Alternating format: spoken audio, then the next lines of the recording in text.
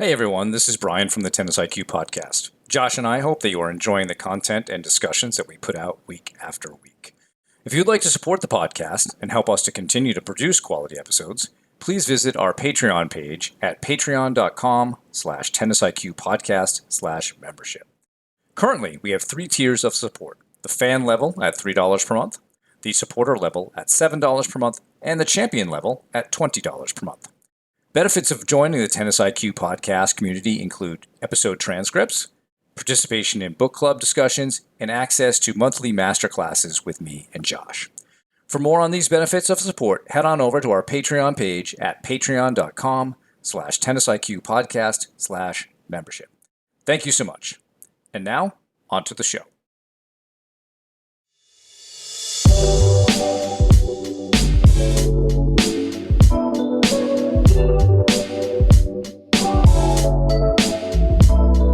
Hello and welcome to the Tennis IQ podcast. I'm Josh Berger. And I'm Brian Lomax. And on today's episode, Josh and I are going to talk about building one's capacity to deal with frustration, to deal with perhaps distressful emotions on the court, maybe even difficult circumstances. Sometimes that could even involve pain.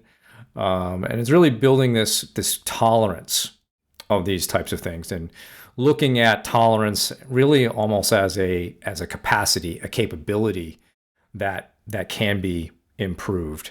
And this came to mind for a couple of different reasons. One was an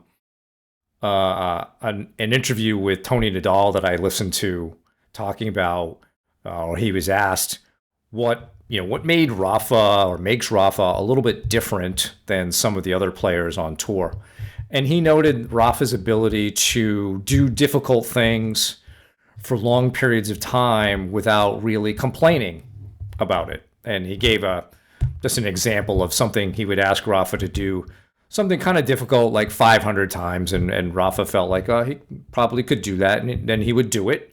And he would be okay with doing more if asked. And he wouldn't complain about it. And it was Tony's belief that you ask maybe your average player, who would also believe he could do it 500 times, but would most likely quit after 200. And it's that sort of tolerance of difficult things that has made Rafa special in Tony's opinion. And so that made a lot of sense to me, Josh. And, and on a recent masterclass, you showed a video, from the Nadal Academy, with a question, how does Rafa train mentally? And his answer was, you work mentally when you don't complain. When you don't complain about playing poorly or a little aches and pains, and instead you change your attitude, change your body language, and you simply try to continue to practice with passion. And you go out there and you do your thing. And he felt like that was one of the keys to his success. And the Tony Nadal interview really cemented that they're on the same page on that piece.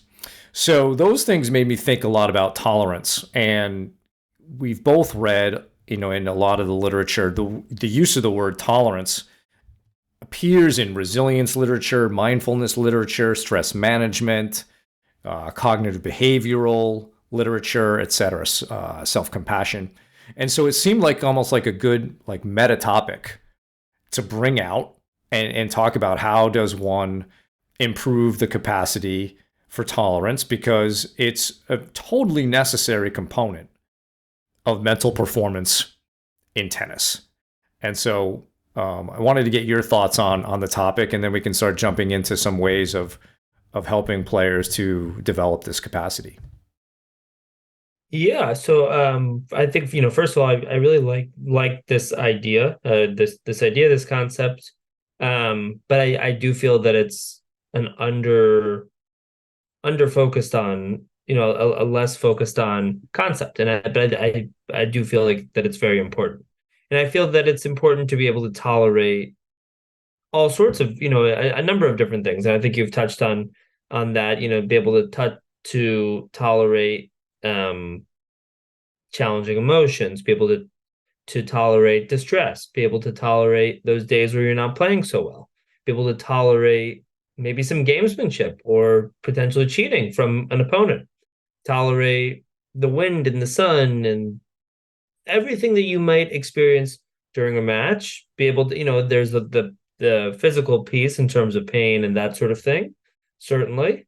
But I think, yeah, we can think about what are all the things that we want to be able to tolerate, right? Maybe there's a certain line, and we can discuss this, where we don't want to go past that line, right? Especially on the physical side, especially in terms of pain, where if so, if the pain is too much, or there's the risk of us, making an injury worse, then we want to be able to draw that line and hold firm to that line. But I think this concept of tolerance really is a skill, and is sort of connects to a mindset that we want to be building, where we're able to be resilient, we're able to handle whatever sorts of situations a match throws at us, a practice throws at us, and be able to not only tolerate it, but handle that in a way that we'd like to. And I think I think we can use a lot of the different skills that that we've talked about in the past, and maybe some others as well, in terms of trying to build and develop that skill set to to increase our tolerance. Because I think I think there's a lot of sort of broader mindsets, but also more specific skills that we can use in terms of building this concept, this tool of tolerance. Because I would agree that it really is as important of a quality of a tennis player as just about anything. Absolutely. Because there will be pressure, there will be mistakes, and like you said, sport gamesmanship and other things. These are normal things, but oftentimes players act as if the opposite should be normal. Like there should never be gamesmanship, there should never be mistakes, there should never be lost points, and so there are obviously ways to correct that level of thinking, and then learn to deal with these frustrations more so. And so how about we look at, Josh, like some of the different approaches that one could take. We talk about each one of these topics and how they might contribute, and how listeners can use aspects of these more, these broader topics to help with. So how about we start with resilience literature?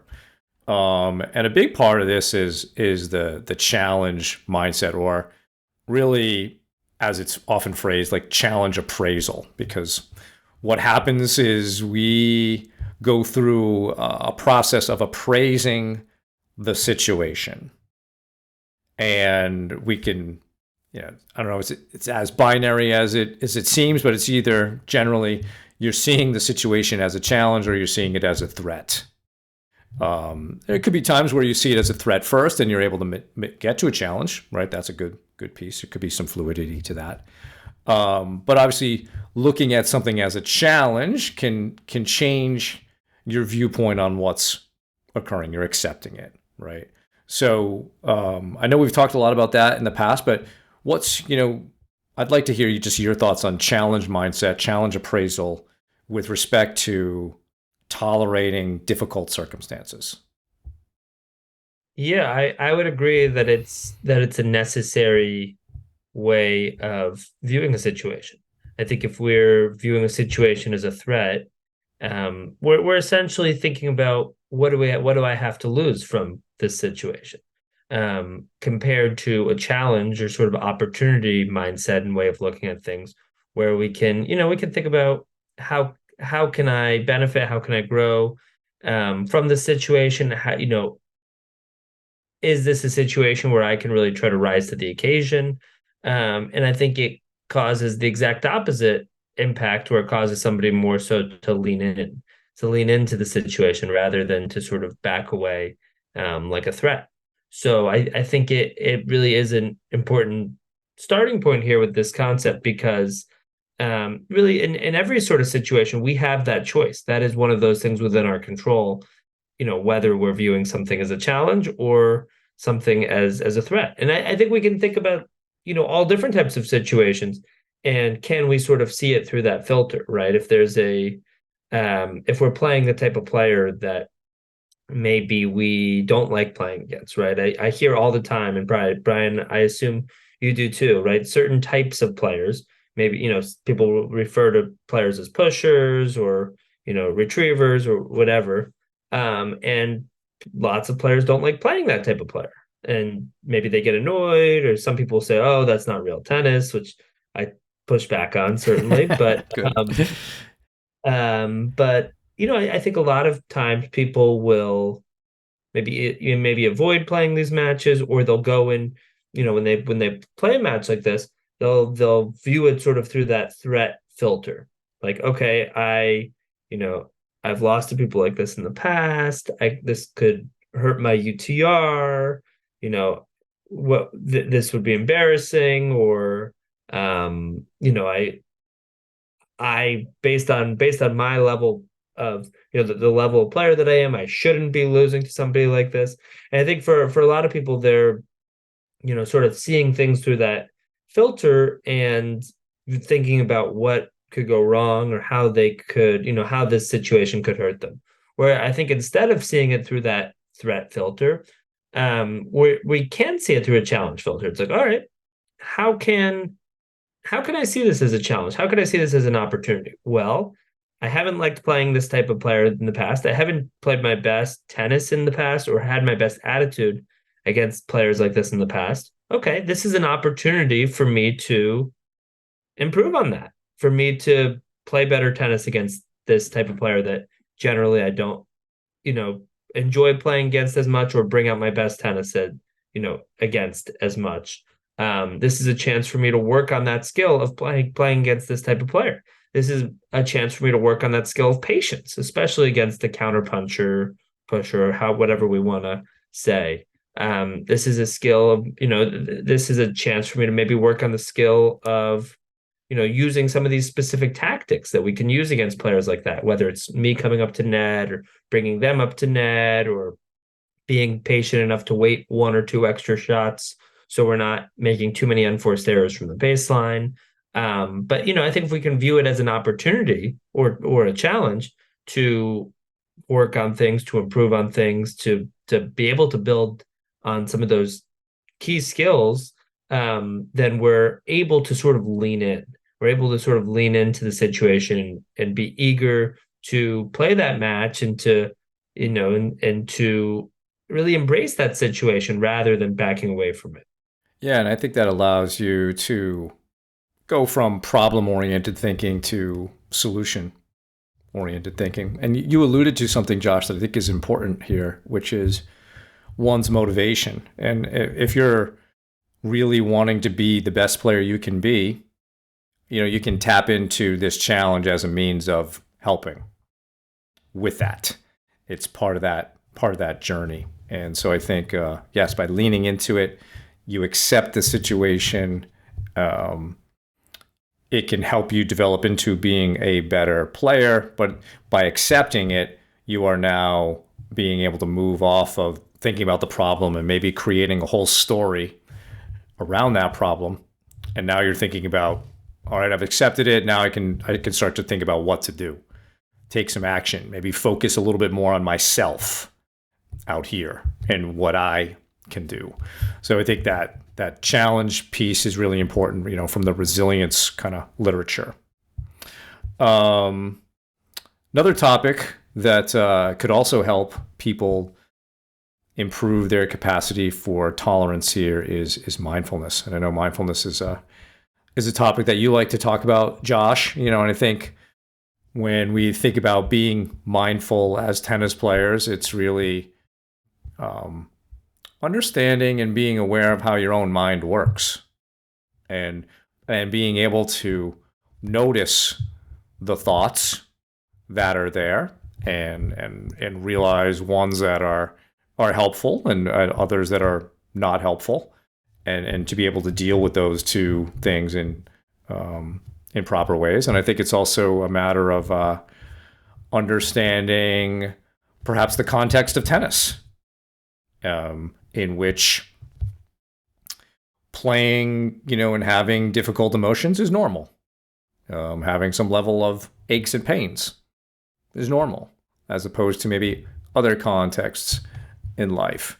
So simply being able to be more mindful, to develop your capacity as a mindful person can certainly be ways of also improving your tolerance of distressful emotions and distressful thoughts, simply by understanding how your mind works.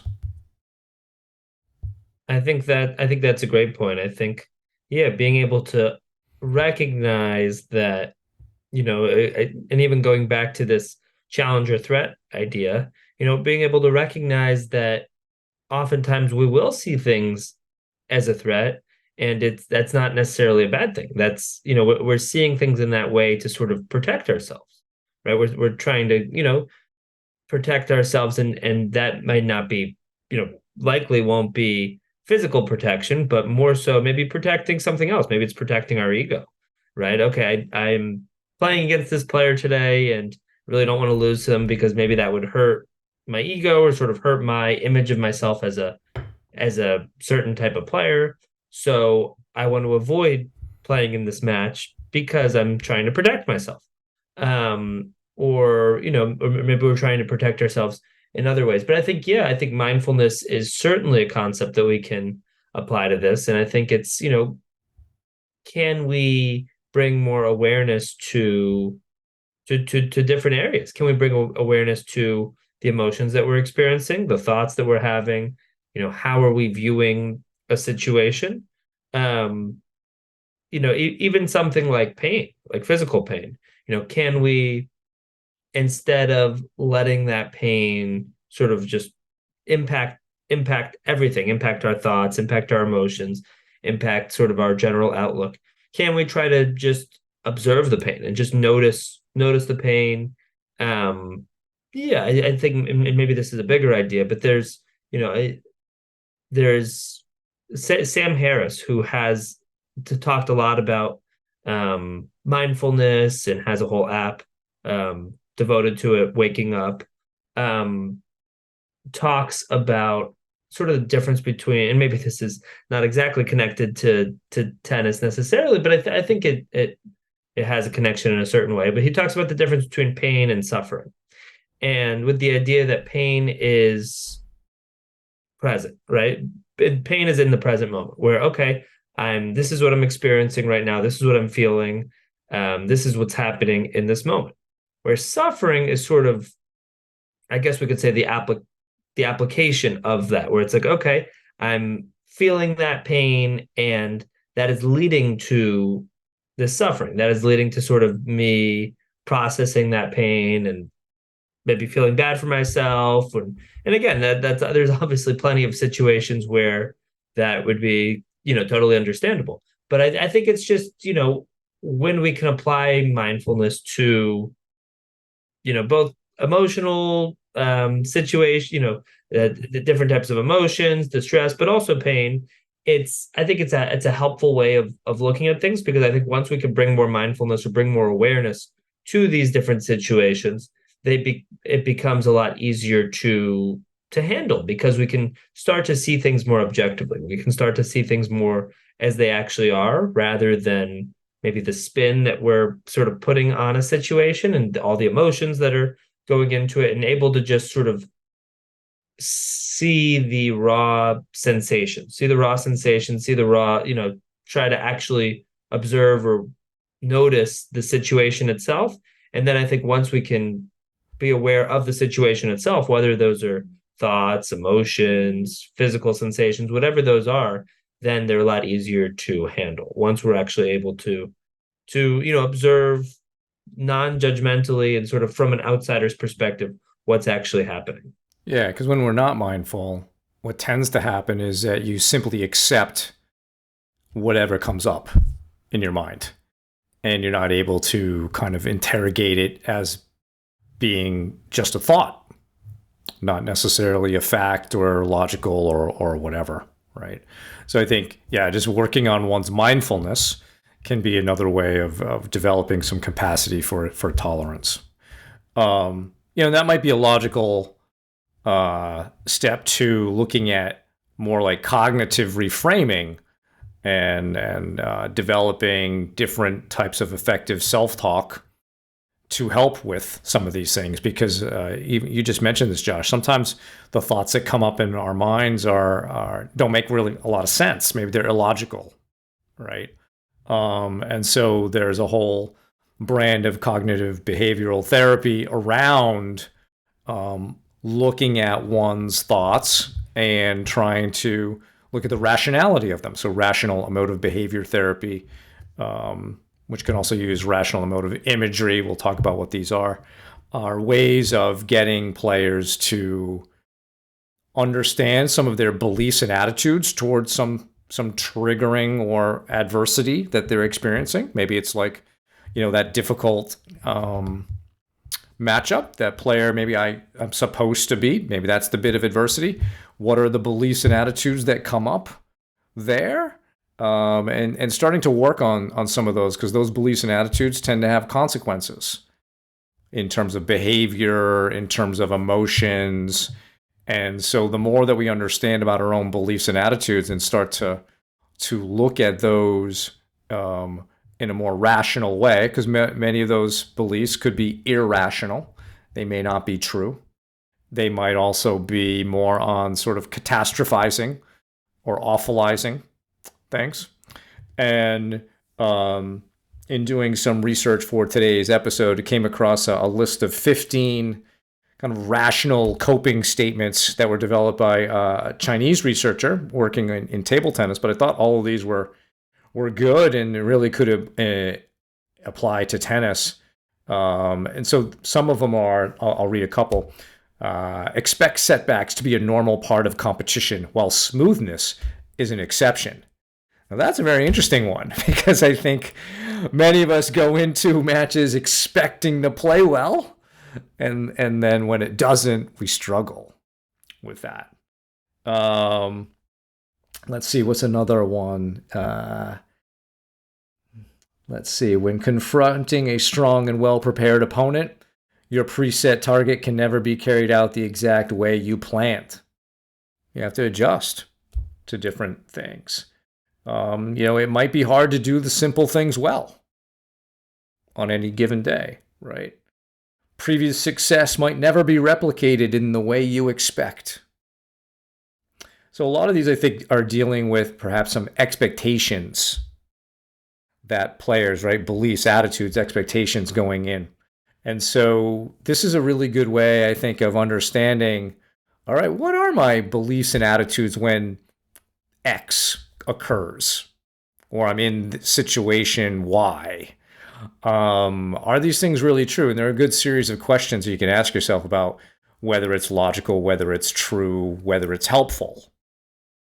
And then if you can start to develop some of your own coping statements around it and start to work with those in terms of your self-talk, it can really help your tolerance on some of these difficult situations and maybe some of the emotions, attitudes, beliefs that come up in those circumstances. Absolutely. No, I think that definitely makes sense. And I think, yeah, I think, being able to apply some of the similar things to what you were saying with that researcher with table tennis. Like I like the, sort of the expectation that things will not always be smooth. It won't always be smooth sailing. It'll be, things will come up, right? There will be, especially in the course of maybe a tennis match, right? Where you're playing whatever the situation is, maybe best of 3 sets.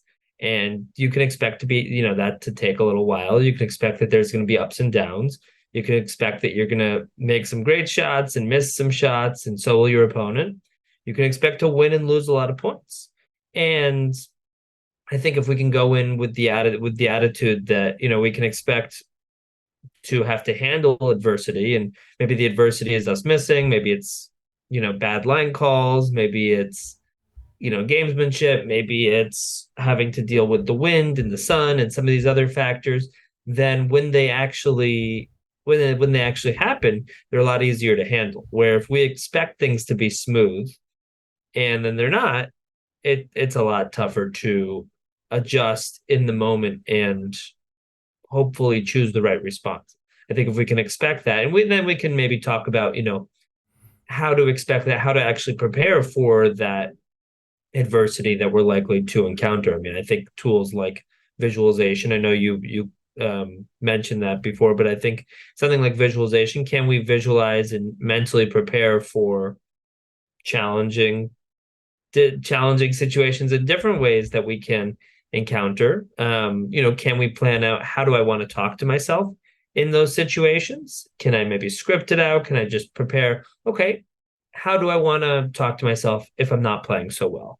How do I want to talk to myself if I'm losing? How do I want to talk to myself if I disagree with the line call?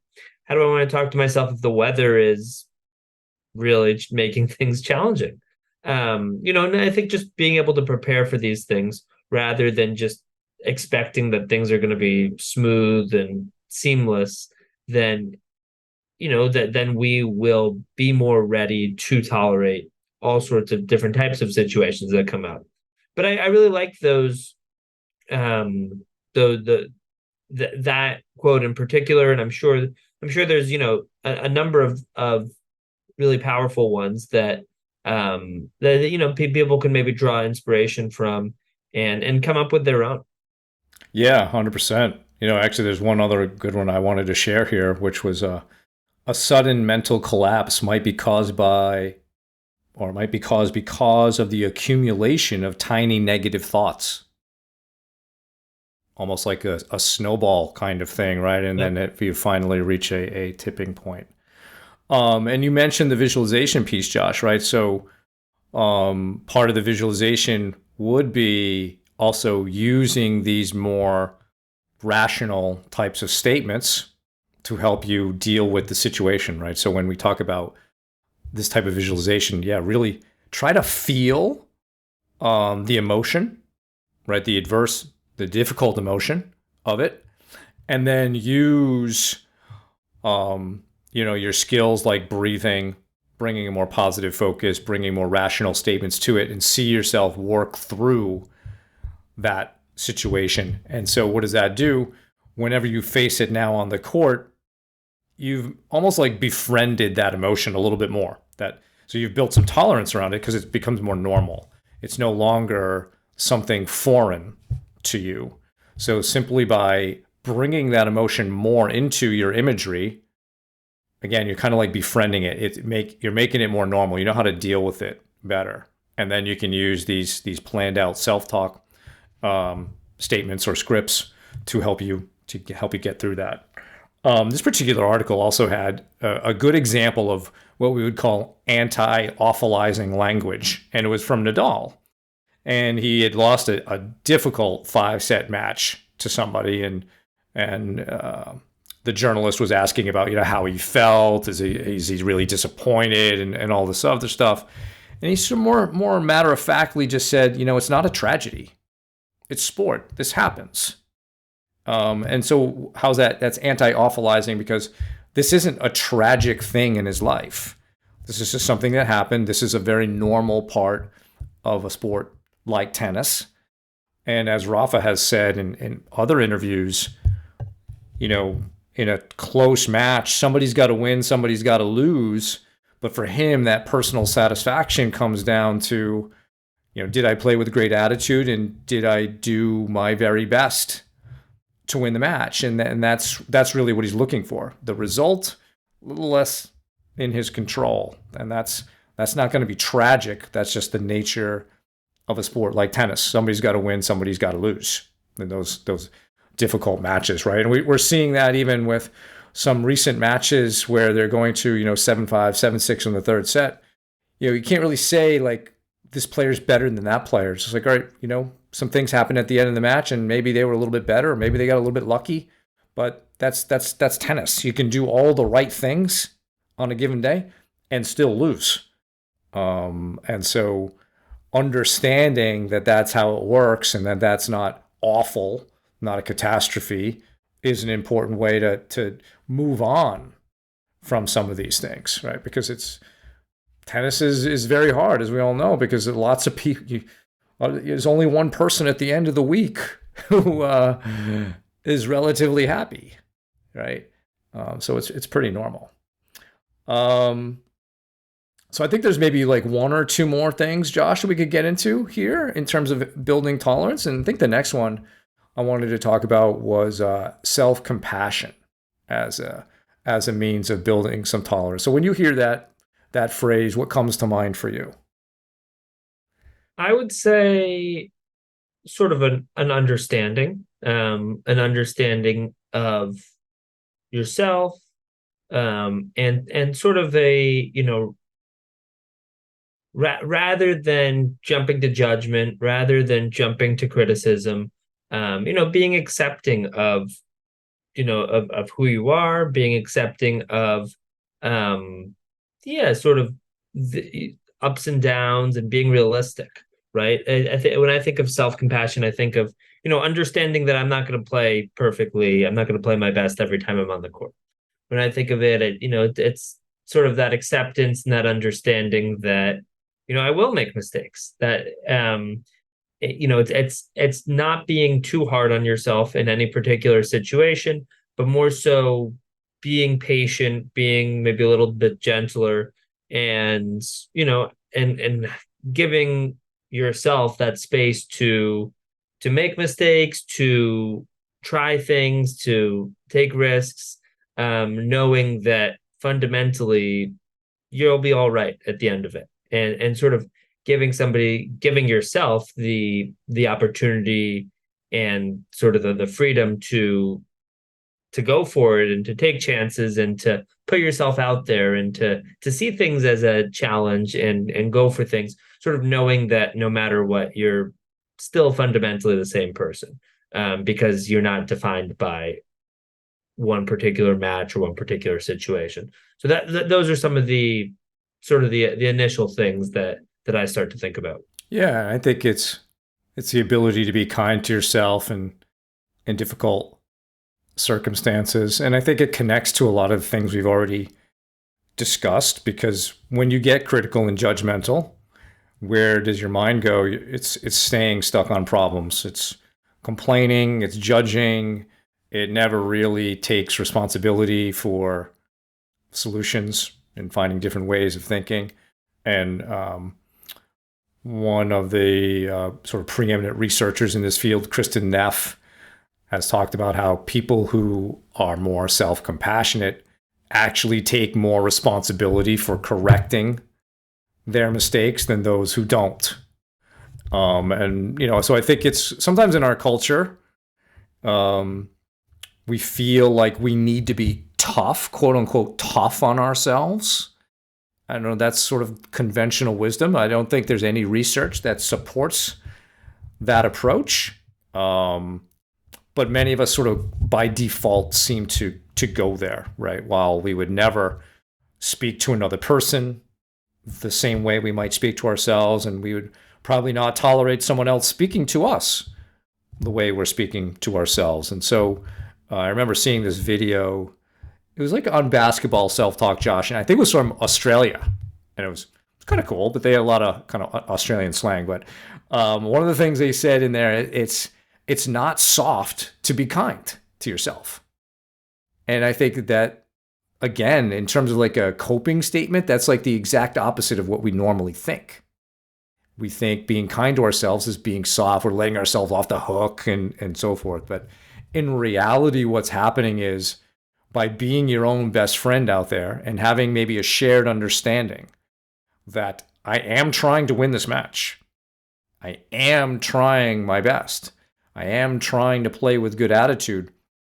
Okay, that's all we can ask, right? So let's be kind of a united front in our own mind to deal with what we have here, right? To be kind to ourselves and to recognize what the important things are, right? The important things are what I can control. Can I be excellent at those things? This other stuff, it's a little bit out of my control.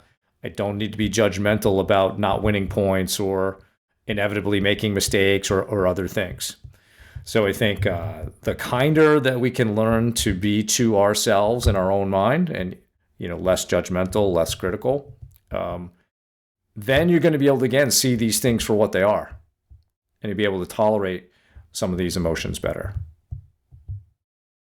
Absolutely. Yeah. Once, and I think, yeah, it all sort of starts with that awareness piece, right? One, can I see things more as they actually are rather than constantly judging them, constantly bringing my emotions into them, and sort of letting those emotions, letting that situation sort of impact how I see myself, right? I think if we can have that, more of a solid foundation and maybe security of, okay, I'm secure in sort of, who I am and the type of player that I am, and all of that, it's a lot easier to handle those frustrations, those challenging sorts of situations and emotions that may come up. And I think, yeah, and I think we touched on this quickly, but being aware also of different ways we might be thinking about things, like cognitive distortions, right? Can we be aware of the fact that maybe we're catastrophizing, or maybe we're taking a simple situation and we're making it much worse through the way that we are viewing it. I think when we can be aware of that, then that also makes things, it makes it more possible for us to turn things around, because we've brought awareness to sort of the way that we're viewing different types of situations. So I would maybe add that in, just as, can we, and I think maybe this is an underlying theme here, but can we try to bring, awareness, try to notice more different types of things? How am I viewing situations? What are the emotions? What are the physical sensations, even with something like pain, right? Can I tolerate it? I think sometimes with pain in particular, somebody feels the pain and then they think, okay, well, I won't be able to tolerate this forever. But you're tolerating it right now, right? As you're experiencing that, you are tolerating it, right? You might not enjoy tolerating it, but you physically are in the moment. So I think sometimes it's very easy to jump towards the future with some of these types of things and think about, okay, if this existed forever, would I be able to handle that, or would I enjoy handling that? And the answer might be no. But I think instead, if we can manage to stay present with an emotion, with a physical sensation, it's a lot easier to handle, rather than constantly jumping towards the future and constantly, thinking about, well, what if this never goes away, or what if this gets worse? And ultimately, we never know the answers to that, and we're just kind of guessing. But I think if we can manage to stay more present, and just experience whatever's happening in that moment, it becomes a lot easier to handle and to process and to tolerate those different types of things. Yeah, and with pain, there are different types of pain. Obviously, there's some that's more traumatic, and maybe, yes, I need to stop. But I think you're talking about kind of the normal pain, and maybe it gets a little bit more than usual. But the more that you kind of just familiarize yourself with it, and experience it, not fight it, understand it, then it can help you to make some decisions about what you can and can't do with this particular situation. And yeah, then you can kind of go on with it. It's when you start to just, ruminate on it more so, and wish it away, or just, be thinking too much about the fact that it happened, rather than dealing with it. Yeah. So there are different ways of dealing with that. And I think that's a good one, to kind of, again, make friends with the pain while you're out there, if you have decided to continue. I think that's the big decision. If you decide to continue, then you have to then say, all right, this is the situation. All right, what am I going to do? What can I do?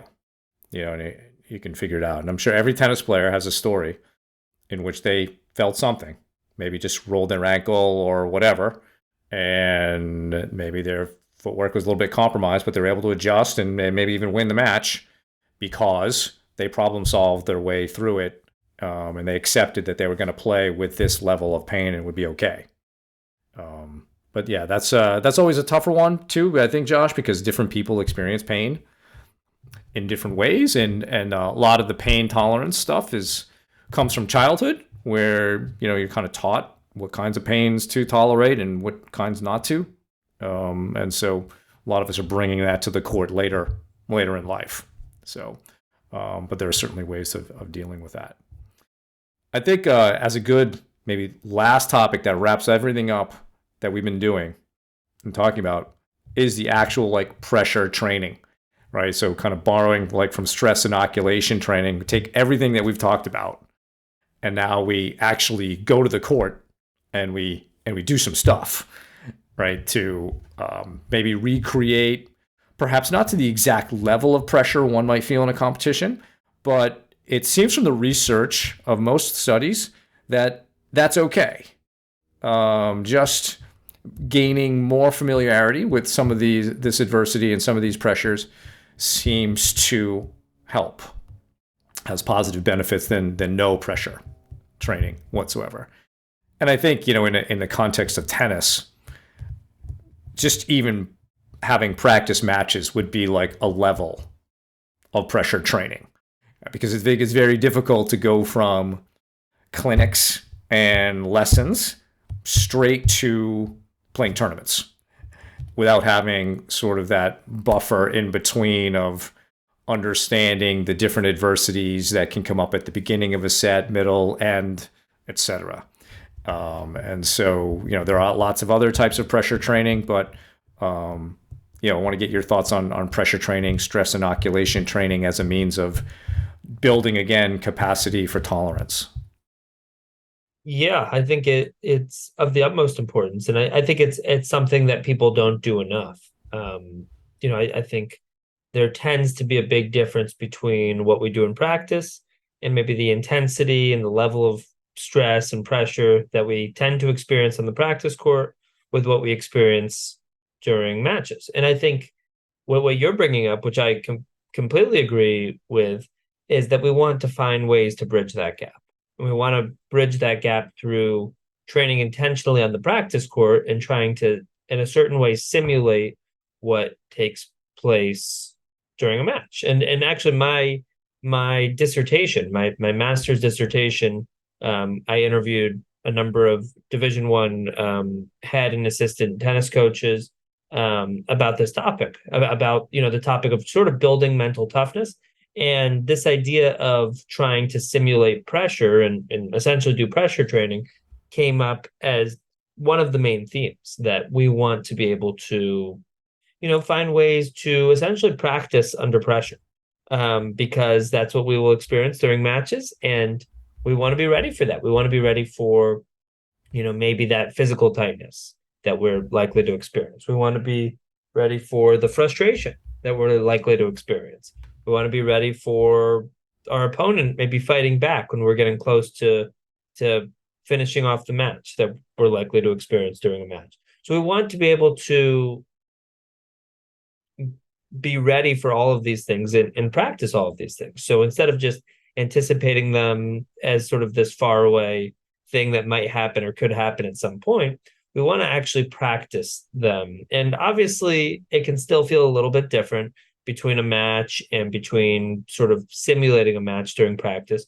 But I think that, by trying to, simulate that match-like environment, maybe even add some sort of consequence to the practice match, then it makes it feel a lot closer to what we would actually experience in a match. And I would encourage people listening, regardless of level, regardless of situations, to think about how you can do just a little bit more of that. I think it's very easy for people to get comfortable with the type of practice that they end up doing. Some people play more matches, some people play, some people just hit, some people play more points. It's always a mix, but can we try to make it feel a little bit more like a match? And I think what you'll find is number one, maybe you start moving your feet a little bit more. Number two, maybe your focus increases a little bit more. Can you, by trying to treat it like it's a match, I think the intensity that you apply to the situation can absolutely, increase. And I think you also can sometimes experience certain challenges where maybe in a certain way it feels harder to play your game because you're treating it like a match. I think on the flip side of things, there could be the argument made that we want to treat matches a little bit maybe more like practice in certain ways, and try to take some of the pressure and the stress off. But can we, when we're on the practice court, can we try to treat it with that seriousness and that intensity that a match requires, so that we can, really use that time as well as possible to help ourselves prepare for it and even simulate the experience. Yeah, and at the same time, we're becoming more comfortable with those difficult moments. We're becoming more used to maybe the difficult emotions that could occur. I think about when I've had to come back from some injuries, Josh, and then I want to play a tournament at some point, and I'll be practicing. And I'm the type of player who, I can get a lot of balls in. And then I start playing, some games and I can't get anything in, right? So it clearly shows that, hey, there's something that is different when we're playing for a game. And so, as I make my comeback on through these different injuries, a lot of practice matches go into that piece so that I can be more comfortable with the consequences of playing a game and playing a set, because just I can see right away that it changes decision making, it changes my ability to be consistent, my ability to control my body chemistry. All of that needs to be worked on before I can even be close to successful in an actual tournament. And so that's a process of becoming more tolerant of those circumstances. And then the more comfortable I become in that environment, it lets me just play my game now. Now I can be consistent and grind and do all those things, where when I first started playing matches, I'm down love 30 on every single service game and I'm making errors early in points, right?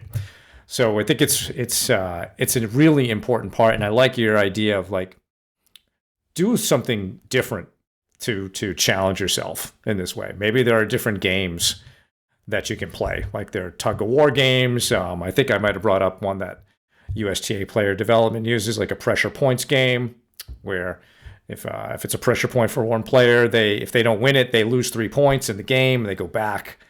So yeah, by adding more consequences to your training, you start to become more familiar with these circumstances, and your decision making will become better and better. Your self-talk will become better and better. Basically, your tolerance for these, difficult emotions and difficult circumstances improves, right? So, just to kind of recap, Josh, some of the things that we talked about resilience as a means of building tolerance, mindfulness, becoming more self-aware of how you think, what you think. We looked at cognitive reframing, cognitive or rational emotive behavior therapy, and some imagery around that. We talked self-compassion, and then finally pressure training, right? So a lot of different things there for people to build up their tolerance for emotions, build up their tolerance for kind of the normal aches and pains that players have. Any concluding thoughts from you? No, I think we've covered it from a number of different angles. Um and yeah, I mean, I think, maybe underlining that we never want somebody to play in, physical pain to a level where they could be making things worse, certainly. So it's not a matter of like, just be tough, just keep going, just play through the pain regardless. That's certainly not what we're saying, and certainly not what we want. There's definitely times for anybody, for a professional player, for a amateur player, junior player, where there's a significant injury, and stopping and retiring from the match, or stop practicing, whatever it is the right decision, certainly, because you certainly don't want to make things worse or put yourself at risk. But really what we're saying is, can we build up the skills to handle, the pain of the normal aches and pains? Can we handle the non-physical sorts of situations that might come up. You not playing so well on a particular day, you facing a challenging opponent, you facing somebody who maybe has beaten you before, or a playing style that you haven't liked as much. So, can we build up our sort of toolkit, our tolerance toolkit, so that we can give ourselves the best possible chance to handle whatever sorts of situations might come up on that particular day. Right. Great. Well, that's our show for today. Thank you, Josh, and thank you all for listening. For more on today's episode, please check out the show notes. If you have any feedback or questions for the two of us, please send us an email at tennisiqpodcast@gmail.com. Also, if you are enjoying the content that Josh and I discuss on the show, please rate and review the podcast so other tennis enthusiasts can find it more easily. Additionally, to be notified of new episodes, please subscribe to the show on your podcast platform of choice, including YouTube. And you can also check us out on Instagram. If you'd like to support the podcast, please visit our Patreon page at patreon.com/tennisiqpodcast/membership, where you can learn about the benefits of being part of the Tennis IQ podcast community. Thanks again, and we'll talk to you soon in our next episode.